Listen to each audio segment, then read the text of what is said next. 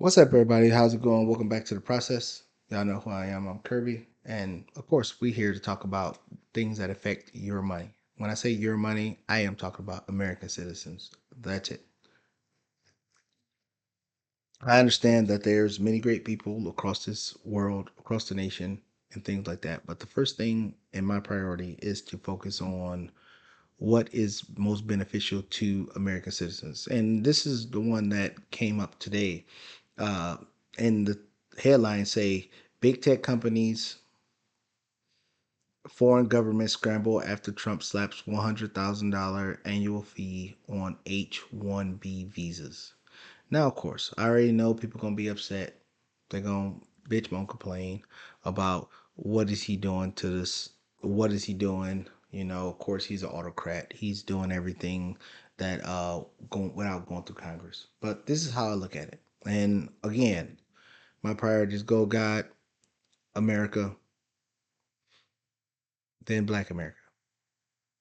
Americans, then Black Americans. Again, understand that's where my viewpoint is coming from. Okay, so as you see on the headline here, it says President Trump late Friday announced plans to impose a $100,000 annual fee on H-1B visas. The fee would apply per worker per year, potentially dealing a massive blow to companies primarily in the tech and financial sectors that rely heavily on highly skilled immigrants. Amazon employed the most H-1B holders, more than 14,000 at the end of June. Microsoft, Meta, Apple, Google are also among the top 10 recipients for the fiscal year 2025. And this is exactly how I look at it. These companies, as far as the Apples, the Amazons, or what have you, they go hire people outside the United States to pay them a lower wage than what they would have to pay an American citizen. I am not against immigrants working in the United States. Let me say that again for the people in the back that might want to chop this up and make it seem like I'm against immigrants. I'm not against immigrants working here in the United States. But what I am pro is I'm pro hire US citizens to do the work. And then when you run out of US citizens to do the work, then you opcon, then you ad lib, then you bring on other entities outside the United States to fill that gap. But I am never for you circumventing the United States system, pay scale, or what have you, just to hire cheaper labor outside the United States so you don't have to pay the American worker. And then again, with adding that $100,000 annual fee, that will put them on par with what American citizens would make, or it would push it over what American citizens would make. Again, I'm gonna say this again. I'm not against them bringing in immigrants to do the work, but I want to make sure they exhaust all resources because, of course, companies are gonna sit there and they're gonna do what's best for their bottom line, and their bottom line is to get the cheapest labor possible. I understand that. Me as a business owner, everything, I 100% understand that. But what I want them to do is use as many American citizens as they can. And then when they run out of resources for American citizens to work at these jobs in these facilities, then they go opcon it from somewhere else. Until then, I have no I have no complaints or anything about what Donald Trump is trying to do. Again, I am 100% America first. Americans first. We can't take care of anybody else until we take care of ourselves. And then we go down further in this article. The Trump administration said the fee would apply per worker per year, potentially dealing with massive blows to the tech companies. I don't feel bad for the tech companies, me as an investor in those tech companies, because if I look at the line items and the financial reports of these companies, and then we can pull up one, and I'll pull it up just for the sake of argument here, so nobody thinks that this is partisan on one way or not. But we'll just look up Meta.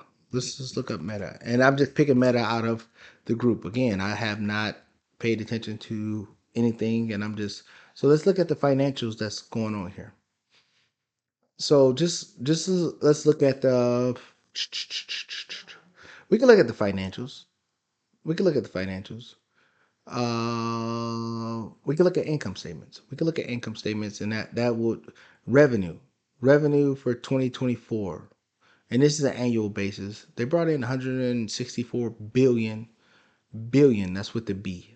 And again, this adds zeros to it. This, I mean, I know it looks like 164,000, but that's not the truth. Add some more zeros to it, then that's what they actually did. But they brought in 164 billion dollars in revenue. They make 134 billion with the B in profit.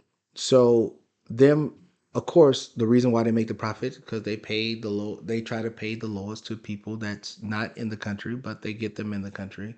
But I believe that these countries could put more towards labor. I know that's anti-conservative, and I know the conservative movement sit there and say, or anti-leftists and say, "Oh no, we should have to, you know, we should take care of everybody else." I mean, anti-left, yeah, excuse me. That we should take care of everybody else. No, we should take care of America first, then help people after we take care of America first. So if Meta can have $134 billion in profit, they can afford to pay American citizens and stop shortchanging and paying people that they can pay less to come to the United States. So that's how that all works out. So going back to the F1 visa thing, and it said the announcement sent shockwaves to corporate America. Amazon, they make billions. Their owners a multi hundred billionaire. J.P. Morgan Chase sent a memo asking H-1B visa holders at the firm to remain in the United States and avoid international travel until further guidance.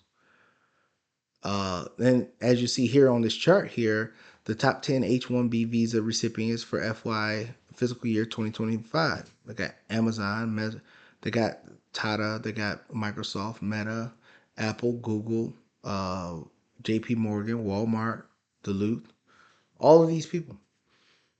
And I'm not saying, again, I'm not saying stop it. I'm just saying finance the American people first. Again, in America right now, we got a white collar recession. You got the AIs, we got the automations, we got everything else going on.